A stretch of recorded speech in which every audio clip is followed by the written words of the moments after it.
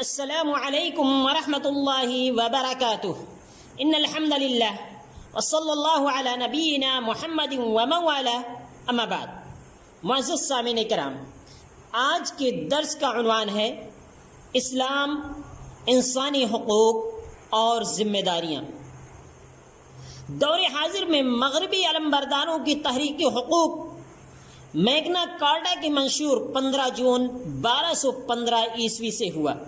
اور اس تحریک کا نقطہ اختتام اقوام متحدہ کی منشور انسانی حقوق 10 دسمبر 1948 کو ہوا،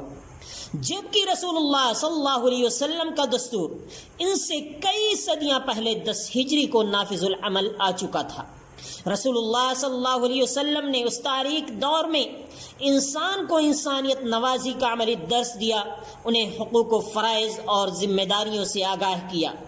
امن و امان کے منشور اعظم حجۃ الوداع کو نافذ العمل بنا کر دستور حیات کا لازمی عنصر، جز اور حصہ بنا دیا۔ صحیح بخاری حدیث نمبر 1739،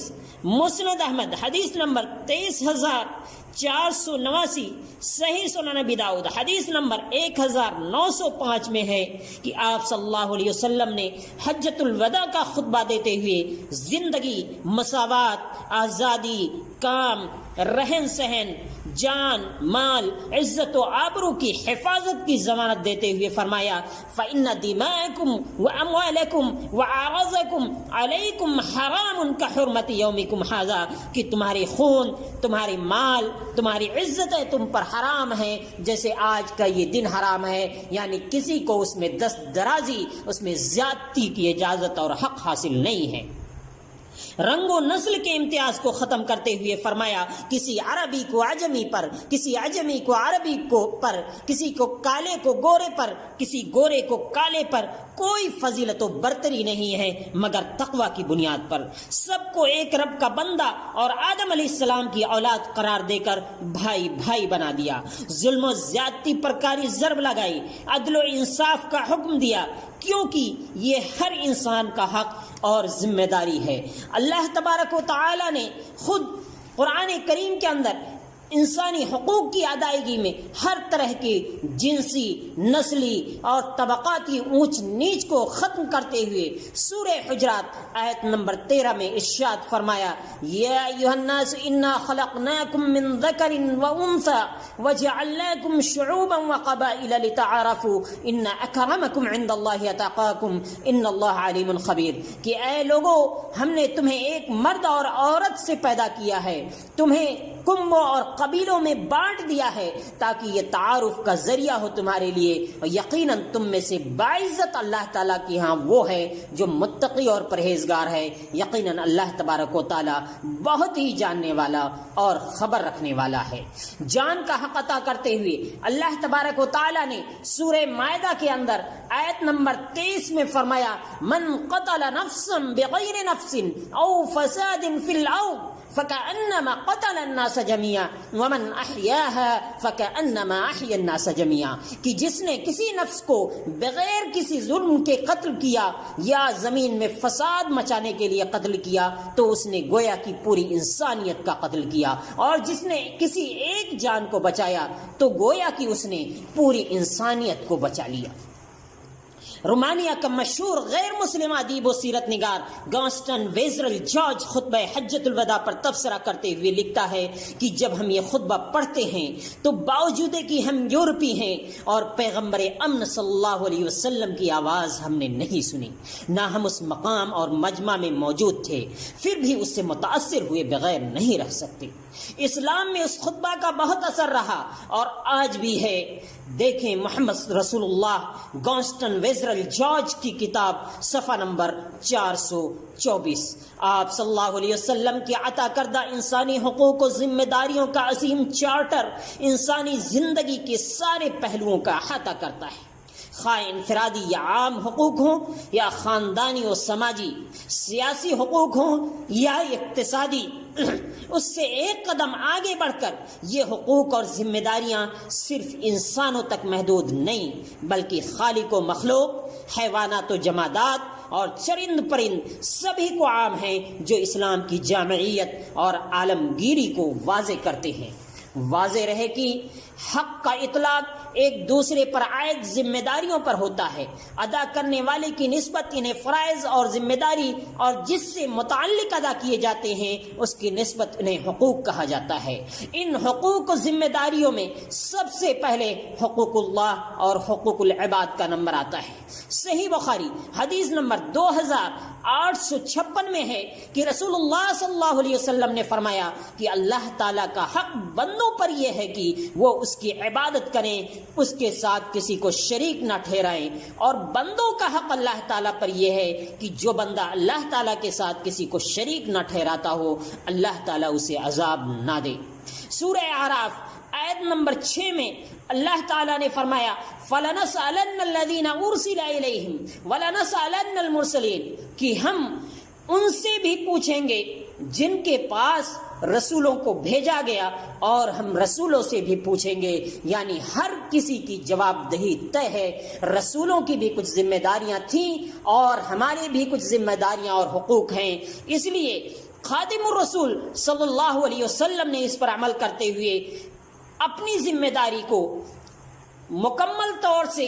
دین کو ہم تک پہنچا دیا۔ اب ہماری یہ ذمہ داری بنتی ہے اور ہم پر آپ کا یہ حق ہے کہ ہم آپ کے رسالت کا اقرار کریں، آپ کا اتباع، آپ کی اطاعت و فرما برداری کریں، آپ سے محبت کریں اور آپ پر لعن طعن سے بچیں، طعن و تشنیع سے بچیں۔ اسی میں ہمارا ایمان ہے اور یہی ہماری ذمہ داری ہے۔ صحابہ کرام نے جہاں اپنے خون جگر سے گلشن اسلام کو سینچ کر اپنا حق صحابیت ادا کیا، وہیں یہ ہماری ذمہ داری ہے کہ ان سے محبت کریں، ان کا عزت و اکرام کریں، کیونکہ ان سے محبت ایمان ہے اور بغض، ان کو گالی گلوچ دینا کفر و نفاق ہے۔ بلکہ ہر مسلمان کا ایک دوسرے مسلمان پر حق ہے۔ رسول اللہ صلی اللہ علیہ وسلم نے صحیح مسلم حدیث نمبر 5651 میں ہے فرمایا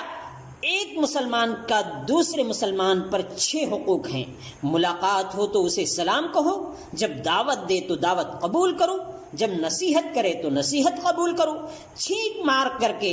الحمدللہ کہے تو اس کے جواب میں یرحمک اللہ کہو، اور جب بیمار ہو جائے تو عیادت کرو، وفات پا جائے تو جنازے میں شرکت کرو۔ گویا کہ مردوں کو بھی اللہ تعالیٰ نے ان کے حقوق عطا کیے۔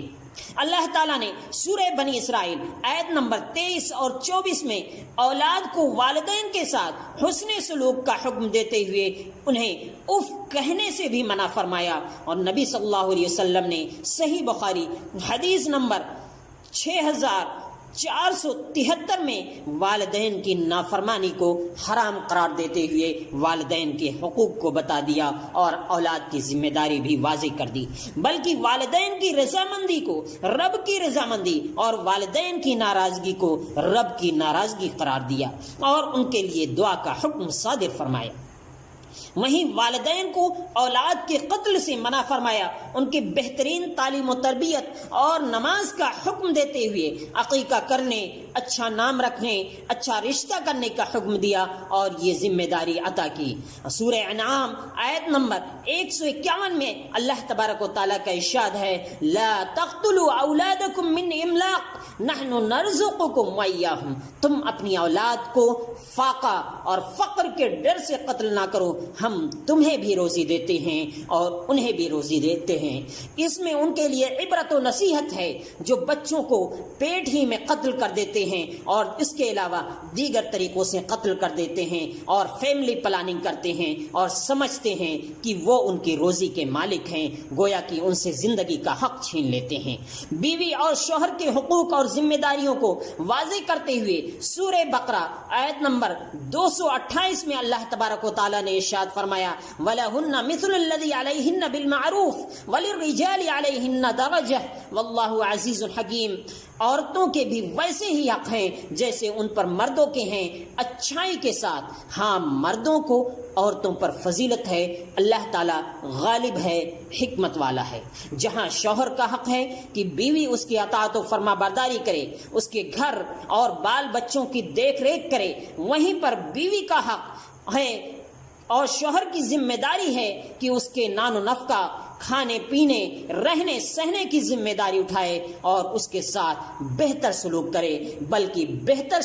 شخص اور بہتر شوہر وہ ہے جو اپنی بیوی کے لیے بہتر ہو۔ ایک پڑوسی کا دوسرے پڑوسی پر حق اور ذمہ داری یہ ہے کہ اس کے ساتھ بھلائی کرے، اسے تکلیف نہ دے، اسے بھوکا نہ سونے دے، بلکہ صحیح مسلم حدیث نمبر 173 میں رسول اللہ صلی اللہ علیہ وسلم نے اسے ایمان کا حصہ قرار دیتے ہوئے فرمایا، جو اللہ اور یوم آخرت پر ایمان رکھتا ہو وہ اپنے پڑوسی کو تکلیف نہ دے۔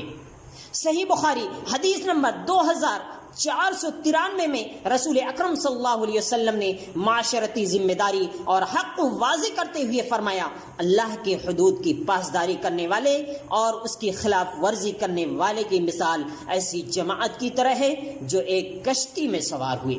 بعض لوگوں کو کشتی کا اوپری حصہ ملا اور بعض کو نچلا۔ جو لوگ نچلے حصے میں تھے جب انہیں پیاس لگتی تو پانی لینے کے لیے اوپر والوں کے پاس سے گزرنا پڑتا تھا، تو انہوں نے سوچا کہ اگر ہم نچلے حصے ہی میں ایک سوراخ کر لیں جو ہمارا حصہ ہے تو ہم اوپر والوں کو تکلیف نہیں دیں گے۔ اب اگر اوپر والے انہیں ایسا کرنے دیں تو تمام کے تمام لوگ ہلاک ہو جائیں گے، اور اگر انہیں ایسا کرنے سے روک دیں تو سب کے سب بچ جائیں گے اور وہ بھی بچ جائیں گے۔ معاشرتی حقوق اور ذمہ داریوں کی یہ عمدہ اور انمول مثال ہے جو رسول اللہ صلی اللہ علیہ وسلم نے پیش کی ہے، جبکہ ہم اور آپ یہ کہہ کر گزر جاتے ہیں کہ یہ میری ڈیوٹی یا ذمہ داری نہیں ہے۔ رشتہ داروں کے ساتھ صلہ رحمی کرنا، ان سے قطع تعلق نہ کرنا، ان کے ساتھ تعاون کرنا، یتیموں، مسکینوں، مسافروں، ماتحتوں کے ساتھ حسن سلوک کرنا، ان کی مدد کرنا، سب اسی حقوق اور ذمہ داری کا حصہ ہیں جو ہر مسلمان پر عائد ہوتی ہیں۔ حتیٰ کہ جانوروں اور راستوں کے بھی حقوق اور ذمہ داریاں بتائی گئی ہیں اور ہم پر مقرر کی گئی ہیں۔ صحیح مسلم حدیث نمبر 5556 میں ہے کہ نبی صلی اللہ علیہ وسلم نے ایک گدھا دیکھا کہ اس کا منہ آگ سے داغا گیا تھا۔ آپ نے فرمایا، اللہ اس پر لعنت کرے جس نے اس کا چہرہ داغا ہے۔ اور صحیح بخاری حدیث نمبر 6229 میں ہے، راستوں کے حقوق بیان کرتے ہوئے رسول اللہ صلی اللہ علیہ وسلم نے فرمایا کہ راستے میں اگر مجبوراً بیٹھو تو اس کا حق ادا کرو، اور اس کا حق یہ ہے کہ نگاہ نیچی رکھو، تکلیف نہ دو، سلام کا جواب دو، بھلائی کا حکم دو، برائی سے روکو۔ اس طریقے سے کلکم راع وکلکم مسئول عن رعیتہ، کہ تم میں سے ہر شخص چرواہا ہے، ذمہ دار ہے، اور ہر ایک سے اس کی ذمہ داری کے بارے میں پوچھا جائے گا، سوال کیا جائے گا۔ یہ کہہ کر کے آپ صلی اللہ علیہ وسلم نے ہر ایک کی حقوق اور ذمہ داریوں کو واضح کر دیا۔ لہذا ہمارے اوپر لازم اور ضروری ہے کہ ہم ان حقوق اور ذمہ داریوں کا خیال کریں۔ اللہ تبارک و تعالیٰ سے دعا ہے کہ الہ العالمین تو ہم سب کو اس بات کی توفیق عطا فرما، آمین۔ السلام علیکم ورحمۃ اللہ وبرکاتہ۔